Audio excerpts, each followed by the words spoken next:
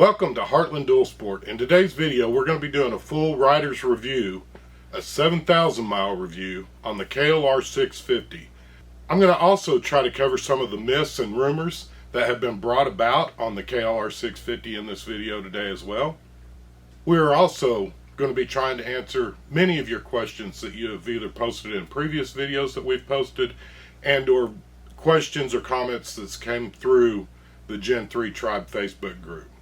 So, again, if you're new to our channel, I'd like to introduce myself. My name is Dale. As our intro video starts to play here in a second, I'd like to invite you to go get a cup of coffee and or go get a nice cold beverage and sit back and relax as we try to demystify some of the rumors, go through a full review of the KLR 650, and answer many of the questions that have been brought about. So again, let's get to the video.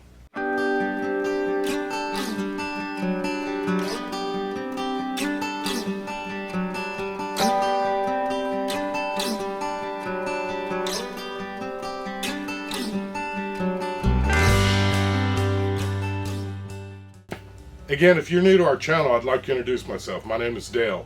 I've been doing this YouTube channel for a long time. I've recently retired from a job and I worked a part-time job. When I quit the part-time job is when I made the decision that I wanted to do YouTube full-time. So that brings us up where we are today. As many of you know, we've got over 7,000 miles on our KLR 650. I've ridden this bike from everything from commuting back and forth to work when I was working full-time, or what was considered a part-time job, but I was doing way too many hours, more than full-time, to riding to the East Coast,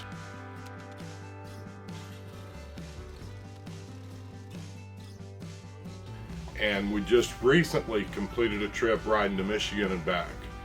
During this time, we've ridden through everything from dirt roads, gravel roads at speeds up to 50 miles an hour. We've ridden through rain, lots of rain. We've ridden through thunderstorms.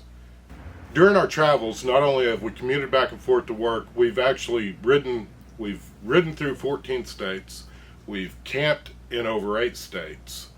And we really feel like we have, and when I say we, I'm talking about me. I feel like I've got a really good opportunity to give you a full review of the bike, having over 7,000 miles on the bike. We're going to go ahead and start with one of the myths right off the bat, and I'm going to call it a myth because we have yet to find anybody who's had this issue. If you guys have had this issue, I'd love to hear from you because I've reached out on Facebook and everywhere else. There's a few people that have been talking about there's a huge problem with the fuel pump system on the KLR 650. Again, we've got 7,000 miles on our bike. We have not had an issue. There's been people, I've asked on our Facebook group, and people have talked about it, but not one person has been able to put me in contact with somebody who's had a fuel pump issue. So I'm going to start off with saying that's a myth. I'm not saying that it's not happening, but what I'm saying is we can't find anybody that it's actually happened to. So until we do, or if you have had the problem, please comment below. Let us know if they know what caused it and things that you might consider. I got in trouble when I did my 2,000 mile review from a few of the people who actually left comments. So in this full review, I think it's necessary to go ahead, which is another reason I said grab a cup of coffee, sit back and relax. The KLR comes in 3 versions, and if you want to look at it with the ABS applied on some and not on the other, you actually have 5 versions here in the US. You've got the Adventure model, which we have, which is non-ABS. They've got another version with ABS. You've got the Traveler version with, I believe, ABS or non-ABS, and then you've got the standard version. And the price swings anywhere from roughly $6,500 all the way up to like $7,800, $7,900, depending on the dealer. Those are some of the common things. We're going to be talking about our bike that we have, which is actually the KLR 650 Adventure non-ABS bike.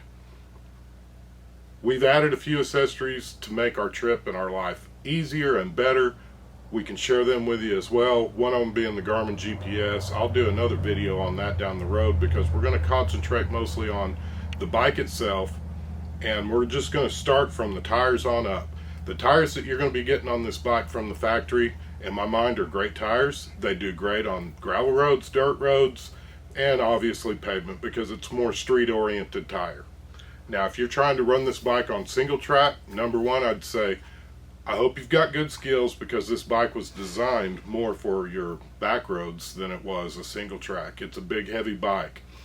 Where the big heavy bike comes into play and helps you as a rider, especially if you're doing these long adventure moto trips and solo moto camping trips like we've been doing, that weight is going to help you when you're traveling, especially on windy days. It's going to be much easier to keep a bike like this on the road than a real light dual sport like the DRZ we used to have. There was times in Oklahoma the wind was always blowing, the DRZ would blow all over the place, and you'd be riding out of 45, especially on I-40, which runs east and west with a strong south wind. It was, in my mind, probably almost too dangerous to ride on the interstate. However, the weight of this bike gives you that characteristic where it feels more planted. It's much more solid when you're on the roads and you're traveling. Next up from the tires, we're going to talk about the shocks. The shocks are greatly improved over previous generations. The shocks that come on this bike, in my mind, are probably some of the best, and especially when you factor in the rear, you've got the preload adjustment and you've got a rebound adjustment on the rear. Where that comes into play is if you're packing your bike like we are to go on these moto camping trips, you can adjust the preload.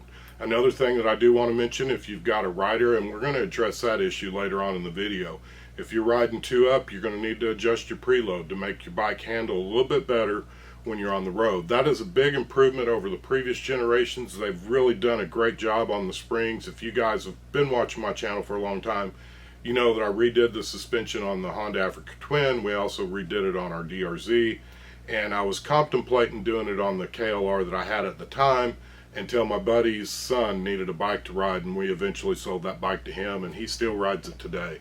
And it was an 08 Gen 2. It was a great bike. I did a lot of things to that bike. That brings me up to another question that we're going to talk about later on in the video, and that's going to be, do I need to do the Doohickey? Do I need to do the thermal bob? We're going to get into all that, guys, but to continue on so we don't have too many people complaining, we're going to keep going on up the bike. After the shocks, the fairing and the windshield mount, that is one thing that we did do, and I really like this. We've got a video on this adjustable windshield mount that we have, and we bought it from Adventure Farmer. You guys can look in our past videos. We have done a show and tell Monday video on that, and I really like its adjustability. When I first put it on, I took off and it was on our way to the East Coast. I stopped maybe 2 times and got that thing dialed in to where it works perfectly for me. I'm 6 foot. Again, this is going to be helpful with the suspension. I'm 6 foot, 200 pounds. You add in my riding gear and I'm probably pushing 230. So when we're loaded down for camping, I weigh my bags each time before I go on my adventure trips. The right bag, the left bag are roughly in that 30-35 pound range, and then the top bag, which is nothing but my tent and solo stove for cooking, that bag weighs roughly 28-30 pounds as well. And that's, again, it's just mostly camping gear: sleeping bag, sleep pad, tent, etc. Next up on the bike, we're going to go over the hand controls real quick. But the hand controls, in my mind, they're all put in basically good reach system. You've got your high beam, your low beam, you've got your blinkers right underneath that on the left hand side of the controls, and then you've got your horn on the bottom, which is somewhat standard on a lot of bikes. Sometimes the Honda will switch the blinker and the horn, so if you're switching from bike to bike, you may find yourself honking the horn instead of hitting the blinker or disabling the blinker when you're done. Another great feature that a lot of people haven't really talked about too much is at the front of your controls you actually have a passing switch, and where that comes in handy, and I use this a lot, is if, say, an 18-wheeler is coming around you, you can flash them, let them know that it's okay. But more importantly than that, I use it a lot when I'm coming up on an intersection and you can see that car that's kind of inching out in the intersection. I flash my lights, I do everything I can. I even wave like a special person so that I can try to get their attention, because I feel like if they're actually looking at me, then they are seeing me coming. And you'd be surprised, a lot of people will wave back like, "Do I know you?" And you just kind of crack up. It doesn't really matter. I got their attention, they seen me, and they didn't pull out in front of me, and that's my goal when I'm riding. And I believe that is a key safety feature on this bike, is because It gives you another opportunity to where you can flash real easy. You can still be covering your controls, and you're not using your thumb to hit your high and low beam. So in my mind, it's another great tool. It's kind of a safety feature that not too many people are talking about. Next up, as we keep going up, you've got a really good display on the KLR 650. Along with your display, you've now got a fuel gauge. A fuel gauge in my mind is awesome because now you're not guessing how much fuel you got. There have been a lot of people complaining about the fuel gauge and its accuracy, how well it works as far as how much fuel's truly left in the tank.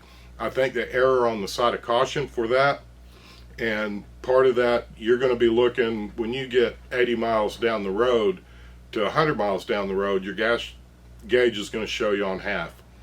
You've probably got way more than half, at the very least in my mind, maybe not as much as 2/3, but you've got more than half left. Again, is that a complaint of mine? No, it's not. I believe that it works just fine. Again, the gas gauge is just, it's another helpful tool to where you don't have to pull your, or it just makes life easier if you know how much gas you've got left. I wish if they were going to do any kind of improvement, and it's going to cost more money, guys, but if they had a way to go in there and kind of dial it in based on how you're riding, how many miles till empty would be kind of awesome. You see that on a lot of newer vehicles. Again, how much money would that add to the price of the KLR? I don't know, and I don't know that it'd be worth a $100 upgrade. It would just be something that'd be kind of handy because I like that along with the fuel gauge. I've got that in my truck, and it just makes, sometimes it makes life a little handier when you're looking at the how many more miles to the next town, but your gauge on your truck tells you, hey, you're good for another 200 miles, and it's only 60 miles to the next town.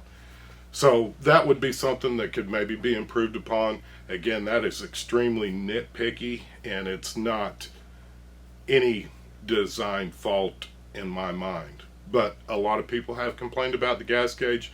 In my mind, I feel like they're being cautious on the gas gauge, which to me is another thing that's going to help you as a rider, because I'd rather stop and get gas at every 80 to 100 miles. I'm going to be tired, sore, and ready to get off the bike. I need to stretch. I'm getting older. So to me, the 80 to 90 miles that you're seeing is actually working out perfectly. So that's kind of how I gauge my brakes for stopping, hydration, that kind of stuff. Again, on the speedometer, it obviously gives you your speed. You've got trip A, B, and C, and here's how I do it. And when I say C, that's your actual total mileage for the bike. But what I typically do when I'm going, whether it be to the East Coast or Michigan, trip B I zero it out, and trip A I zero it out when I leave the house. Trip A I use strictly so that I know how many miles I've gone on my bike in between fuel stops, and then trip B I leave for the rolling total of the trip. That way I know how far it was all the way there and back. It helps me figure out and compute how much it cost me to go on the trip, which I've done one show and tell video on the East Coast. Our videos for Michigan trip have not posted yet. They will start posting next Thursday. So again, if you haven't subscribed, I'd love to talk you into subscribing. As we keep on and continue talking about the bike, we've gone basically up to the front half. The headlight on this bike is actually very, very nice. One thing that everybody complains about, including me, and I wouldn't even say it's a complaint, but it's something you need to understand. The headlight from the factory, I don't know why they don't actually fix it at the dealership right before you buy it, but it's going to be aimed up too high, especially by the time you put gear on it. It's a real simple fix. I've shown some of the tools in the other videos we've posted in the past, but carry a short Phillips screwdriver and or address it before you leave. I did this prior to my trip to the East Coast. Loaded my bike down, pull up in front of a wall, adjust the height of your beam so that you know that it's not too high. When it comes from the factory, it's just, I think it's just set in there at max, and I'm not sure why, because even if you only weighed 5 pounds, which is ridiculous to think of, it's still too high. Sitting with no weight on it, it's too high. So you need to adjust that as you're sitting on the bike. That brings up one of my next points, the seat on this bike. The seat on the bike takes a little bit to break in. It's dual fold. I used to ride horses a lot. We didn't ride as much in the wintertime because you run into problems with the horse running and at freezing temperatures, and you don't want to injure their lungs. So a lot of times we'd take breaks during the winter. I didn't have an indoor arena to ride in, but inevitably every spring when I'd saddle my horse up and start riding, I would get a really sore rear for several days. Riding a motorcycle is very similar to that. You're not necessarily going to break in the seat. Your body's going to adjust to the seat. I know there's a lot of aftermarket seat companies that can maybe make life more comfortable. What I've done, staying on the cheap side of things, is I'll just wear bike shorts for several days, especially when you're starting a long journey. But if you just wear your standard padded mountain bike shorts or bicycle and cyclist shorts, whatever you want to call them, underneath my climb gear, it just makes life a little more comfortable. Is it a cure-all? Maybe, because I'm still riding the same seat. The seat's holding up great. I don't really have any complaints with the seat. As we go further back into the bike, you're going to notice that when I went the very first adventure trip I took, or camping trip, I got rained out. I didn't camp. I did go up and see my dad. He's ill, and I don't even know that I want to say that. But regardless, we loaded the bike up straight off the showroom floor using the bags that come on the bike. You'd be surprised how much gear you can get in these. So if you're on a budget, let me assure you of this. There really is enough room in these bags to pack minimalist camping gear, and I think you're still going to end up with a top bag like we did with our tent and stuff like that. There's a lot of things that I really enjoy about these bags, and I can honestly say from watching other people's videos who have crashed the bike, the bags are much tougher than they look. They're holding up well. They're made by a reputable company. Again, if you guys know me, you know I'm bad with names. I don't remember who it is that actually makes the bag, but they're real nice. One of the pros about the bags is they are lockable, so if you're running into the dollar store to get lunch or Walmart or whatever, you feel a little bit more peace of mind knowing that whatever you've got in your bags is actually secured. I do like that over some of the soft luggage because they're not extremely lockable, and anybody with a good pocket knife on a soft luggage can get in even if you have the case locked. So one of the pros on the hard bag is they're definitely heavy duty. They hold a lot more than you would think they would. It does have an awkward shape to it, so getting your stuff stacked in there is a little bit of a trick, but it's still doable, and I've got nothing but good things to say about it. For me personally, taking the longer trips, my first trip I took, I ran with the Tusk, and because I could simply get more stuff in it. If you guys have been watching our channel a long time, you know that we used to have the Honda Africa Twin, and I had it decked out with the Moscow Moto side panniers and the top rack. My trip that I took to Michigan, knowing that I was going to be going into the colder weather, I took those soft bags, the Moscow Moto, simply because I could pack a little bit more of my warm gear so that I could stay more comfortable around camp. Okay, so we've talked about pretty much from the tires, the shocks, the gas, the seat, the bags, the rear tire, the rear shock.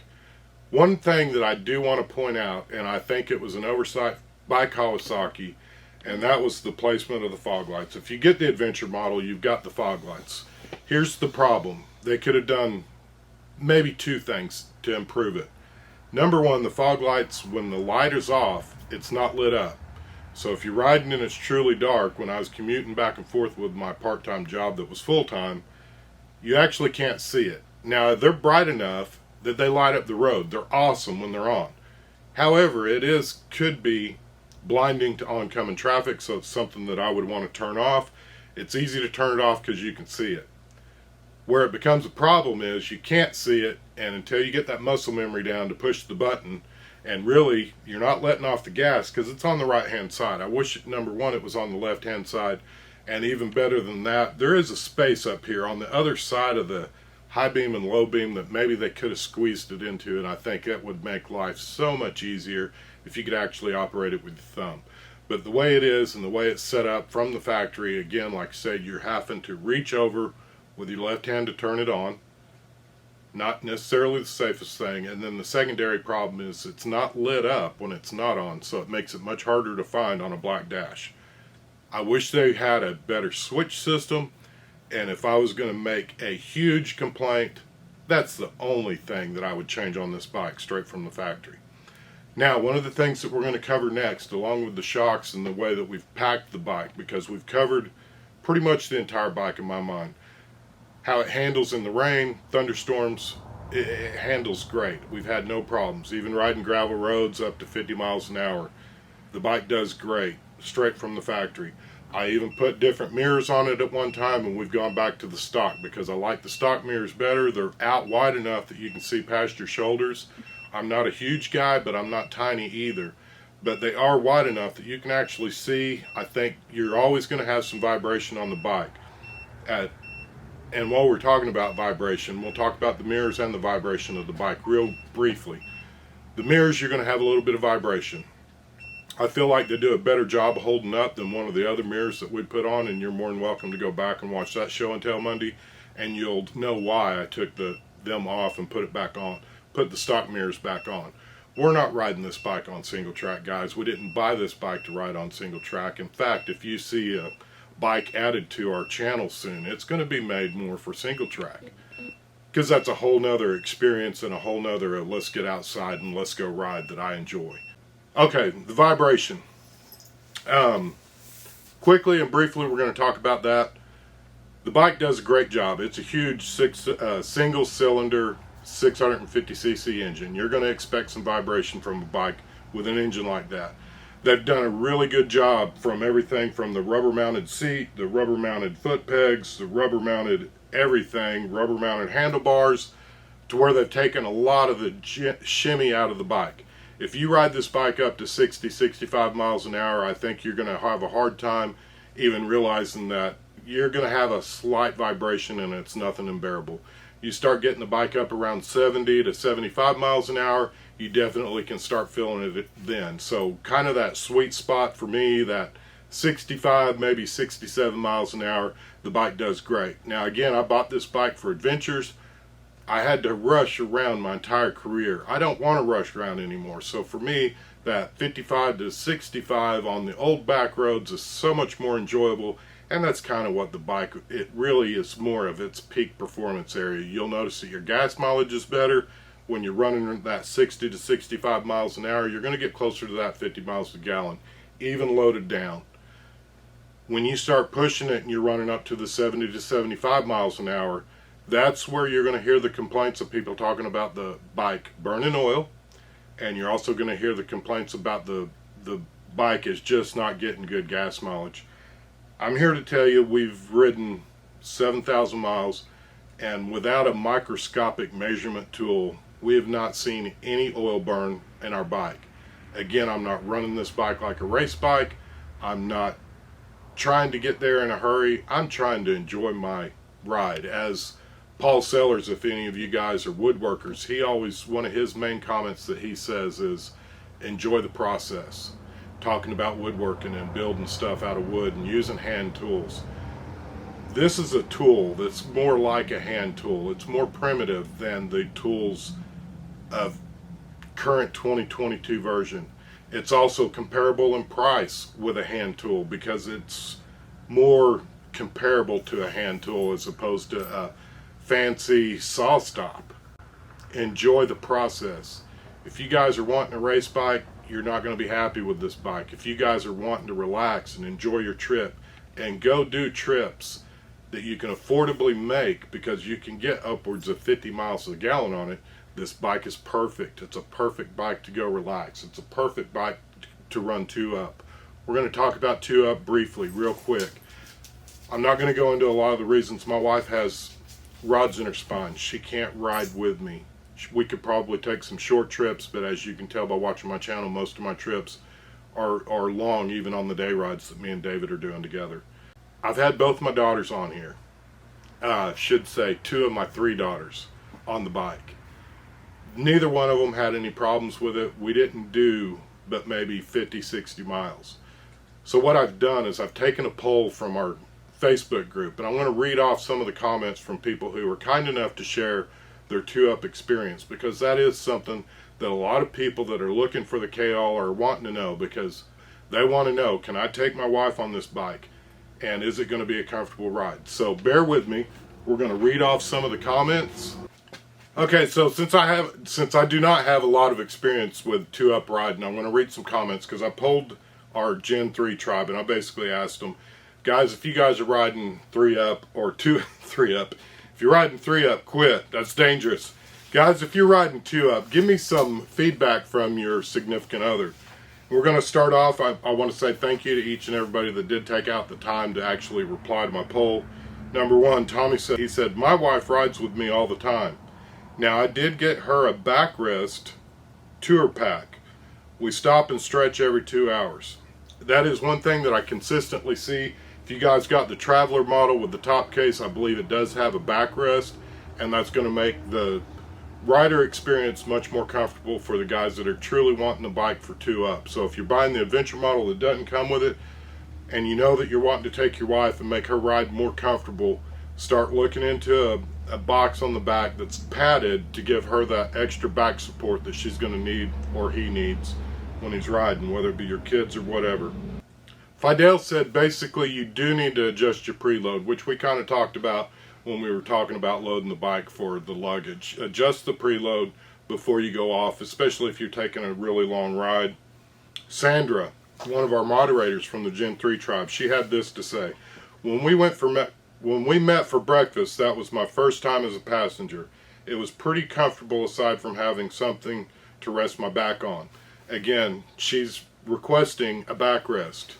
She said, I just made sure to wiggle around slightly to adjust my legs. The foot pegs were very comfortable for me. She even included her height and weight. She's 5'6" and 130 pounds with back and knee issues, and she still said that it was a very comfortable ride. And I know they came from Dallas and met us halfway, so that would have been basically an hour, hour and a half ride, so probably 3 hours ride total for her first ride on the KLR. So hopefully that does help answer some of your questions. Larry Musgrave said the rear trunk with the backrest is an absolute must to have for 2-up. Less than $100 for the Givey top. Again, thanks Larry for your contribution, and I believe that is going to be one of the biggest key factors if you're wanting to ride this bike 2-up. Now, since Sandra did mention the footrest and the foot pegs, if you guys have been watching along and following along in our video, I've talked about the footrest in the very initial video that we did on this bike.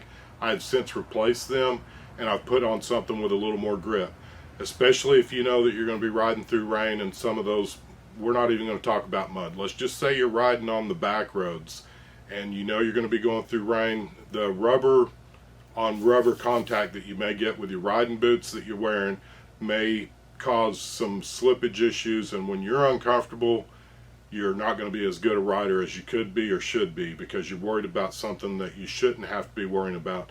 These cheap IMS foot pegs are less than 70 bucks is what we're running. I know they've got, Tusk has got some really cool ones with replacement grip screws that are in the top of it for that $100 mark or somewhere in there. They were out of stock when I was looking, and I just went with what they had in stock. Again, that is something I'm not going to nitpick because you can spend a lot more money on a bike like the Honda Africa Twin and it still comes with rubber foot pegs. So that's just going to be a personal preference and something that you want to do. The guys that I rode with in Michigan, I know one of them had his stock foot pegs on. He did fine. Again, we rode through rain, we rode through mud, and he did fine. The only time I ever seen his foot slip off was when he was mounting the bike or dismounting. Again, that is just something to think about. I think that the safer you are and the safer you feel and the more comfortable you are on your bike, the better rider you're going to be. That would be something that I would definitely suggest. So when you're talking about 2-up, add the backrest. When you're talking about the foot pegs, go ahead and plan on spending 60, 70 bucks and just buy a little bit better without the rubber. I think you're going to feel good. I did spend the extra money to buy that bolt kit from Rocky Mountain that takes the rubber pieces out of your bike. I didn't use that bolt kit because the bike works fine, and you do still have a little bit of the rubber dampening with keeping the stock setup the way it is. Okay, last but not least, and one of the things that always comes up, and it doesn't matter what video you're watching, everybody's going to have something to say about the Doohickey. I would say our community is split right down the middle on the Doohickey. Is it a needed mod, and is it a mod that we plan to do? Number one, we've got over 7,000 miles on our bike. I don't have a problem with my Doohickey. I don't have a problem adjusting the Doohickey. And I have no intentions of cracking the case open before my 1-year unlimited mile warranty is done. I will go on to say this. My 08 had is either 8,000 or 10,000 miles on it when we changed it out. I didn't feel like it needed it, but it was something that everybody said it's a must do. You have to do it. You don't want a terminal failure when you're out on the road. Again, if the bike's under warranty, they will fix it. There have not been enough complaints come in through Kawasaki to where they actually have done a recall. They have made a change in the actual little metal piece, which is kind of oblong, and what they're calling the doohickey. I think the biggest problem with anything that could potentially need to be repaired is probably the doohickey spring. That may be something that we still do. It is nothing I'm concerned about, and it's not something I want to crack the case open. Again, on my 08, it was working fine, still had plenty of room in the spring, and there was nothing wrong with the doohickey. So take that for what it's worth. This is coming from a rider who's had more than one generation of KLR. I think they make great videos. I think they make great topics, but it's not something I'm concerned with, and I'm definitely not cracking the case open with the bike under warranty to make a change that probably isn't necessary, and you could go 100% not necessary under warranty, because if it breaks and you have a catastrophic failure during your warranty period, Kawasaki is going to make it right. So again, definitely nothing to worry about for your first year. Unlimited miles on that warranty. So that being one of the known issues that people complain about. Next up is going to be the thermal bob. I honestly have not done enough research to say whether or not that is something that you're going to want to do or change. I'm going to put that back on you. There's a lot of great videos out here on YouTube where guys are talking about the pros and cons. Weigh them out and make that decision on your own. Again, I have no intentions of doing any kind of mod like that I believe would eventually void your warranty. And right now, I'm not having any issues. So again, that answers the question on the thermal bob. Will we do it down the road? Maybe. I don't know. One complaint initially that I've seen in a lot of videos in the past, they say the KLR is hard to start in the cold. I think that they've probably got that fixed. The coldest that we've had it in, as you guys know, I'm in East Texas. It's hot. It's hot in here right now while I'm trying to do this video. The coldest that I've been is the trip up to Michigan. It got down in the 50s. My bike started, had no problems. It's never had any problems starting when it's hot. It's never had any problems starting when I haven't ridden it in a week. And it just, I think Kawasaki did a great job putting the fuel injection system in here and getting it squared away. We're going to be taking this bike a lot more places, and I can maybe give you some better information after we get into winter on whether or not it's an issue for us and our bike. So that I can't truly answer or honestly answer, so I don't have a good answer, and I'd rather be, as you guys know, I'm going to be as honest and upfront as I can be on everything that we do on our channel, because that's one of the things that I pride myself on, is being honest and upfront with you guys and sharing my personal knowledge with you. Alright guys, we're going to go ahead and we're going to start wrapping this video up. I know it's already became lengthier than it probably should be. I appreciate you taking the time if you followed along so far. We're going to real quickly go over who I think this bike's made for. If you're a guy that's wanting to get out and do adventures and you're on a budget, this bike is for you. If you're a guy that wants to go out and do adventures by yourself, the bike is definitely a bike for you. If you're a guy who everybody in your group that you ride with is riding KTMs, the 890, some of the other bigger bikes, and they're in a bigger hurry, and let's say that they're trying to challenge themselves on how quickly they can get there, how quickly they can get through this next dirt road section, you may want to look at a different bike. The bike's not known to be fast. The bike was known to get you from point A to point B. If you guys are looking for a reliable bike that you know that you can comfortably take your wife on, you can comfortably pack all of your luggage and go do some adventure trips, I think this bike is definitely for you. Again, just like any other bike on the market, there's going to be things that you're going to want to do to it. There's going to be things that you want to customize, whether you put stickers on it or even do full upgrade kits to the suspension or anything else, and that's all personal preference. I believe from the factory that Kawasaki did a great job making this bike fit the average rider who's going to be doing stuff like we're doing. We're taking adventure trips all the way. We've gone halfway across the country on one way. We've gone all the way up to the northern part of this country, and you guys can guess where the other two directions are that we're going to be taking this bike. So again, if that's something that you're interested in and you're wanting to go take adventures and do it affordably and just go out and have fun, look at the wildlife and see the things that you're going to see that you're not ordinarily going to see in your vehicle riding the interstate, this bike is for you. Again, guys, we appreciate all your likes, comments, and subscribes, as with every video that we do. And you know that I'm getting old. I'm going to forget stuff. I'm not going to be able to cover everything in one video. I am going to give it my best attempt to try to give you the information to maybe help answer a lot of the questions that you may have. This is a 7,000 mile review. We've done a lot of riding on this bike, and I love it. At this point right now, many of you know we've actually changed the tires. My last trip that I went on, I wasn't going to have enough tread when I went out to the East Coast. So I've still got these stock tires with half the tread life left. And once these go out, I may put them back on before I spoon on the other tires that we got. We do have some we do have some Motos Tractionator tires behind me. Finally got some in stock. I'm hanging on to them, and I'm not going to put them on until I need them. We'll probably do a full review on the Trailmax missions that we have. There's definitely some pros and there's definitely some cons with those tires that I'd love to share with you guys as well. If you're interested in that, please leave a comment below. Again, on this review, if there's something that I didn't cover, please comment down below and let us know what it is. We're going to be coming out with a website soon. We may or may not start selling stuff. There's a chance that we will be, at the very least, selling some leather gear and maybe some other motorcycle gear. That announcement will come up shortly in a show and tell Monday video, and we hope to be able to maybe supply you guys with some things that you may want, whether it be to personalize your bike or just make your bike better. Again, there's a lot of work going into that behind the scenes between the tax, getting with my tax lady, trying to get everything put in line. We've got a really good idea on how it's going to have to work from running the leather shop, and I don't want to put motorcycle gear on our leather shop website, so we're looking into adding another one of them. Again, guys, if I didn't cover something, please comment down below. If there's a question you have, comment down below. I'll try to answer it the best I can. I'm trying to bring you guys some really good content and do the best that I can with my abilities and my communication skills that I do have to try to express to you things about the bike and what we plan on doing next with the bike and how the bike's performed overall so far. Again, I think it's a great bike. My biggest complaint is the fog light. That's easily overlooked when you've got all the other qualities that this bike has, and you can do it on such an affordable budget. Again, guys, if you like our video, give us a big thumbs up. Don't forget our motto here at Heartland Dual Sport. Let's go ride.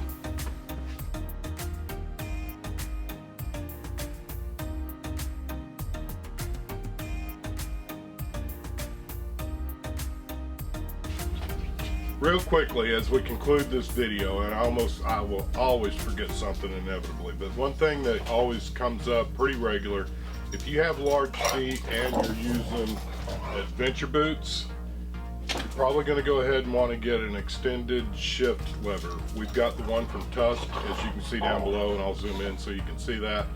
And then another thing that I got to think about was we did have the fork brace on the front of this. It's Uncle Mike's, and I can't, hey boys, we did add the front fork brace to ours as well. I can't say whether or not that thing's actually doing anything for us or not. We'll do a review later on. I'll have to take it off and ride some more without it to see how it's going to do. I totally forgot about the hand guards, guys, and I apologize about that when I was going up and through the bike. These wind guards that come on the bike from the factory are actually pretty awesome. I've talked about it in other videos. We've actually got a set of the Tusk hand protectors that we just haven't put on this bike, and maybe if we get a dual sport down the road, we'll put it on it. But I find that these are great. They help keep your hands dry. They also protect your hands from the wind. Now, it's been hot for me, so whenever it gets ready and we're in the cooler seasons, I think it's going to be a beneficial product to have on here. I'm glad that Kawasaki kept them on and put them on. I know they're big, they look goofy, but I'm telling you, if you're riding through a lot of rain, you'll be surprised how dry it keeps your hands. Where your hands start getting wet is when you're stopped and the rain's coming straight down on them. But while you're rolling, boys, but while you're rolling, it really does help keep your hands much drier than they would be if you didn't have them. So again, those are two things that I almost forgot about. Appreciate your likes, comments, and subscribes. May you have a blessed week, and let's go ride.